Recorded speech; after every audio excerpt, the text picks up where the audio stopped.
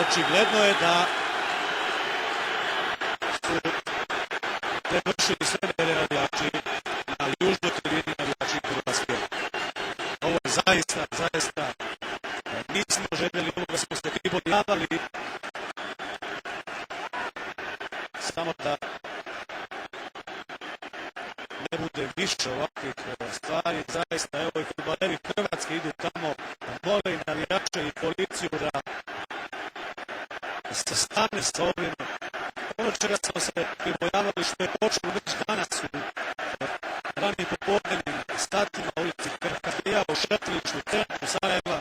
Evo, nastavljeno je nažalost i na stadionu. I bar da na ovome ostane. Ne znam što reći.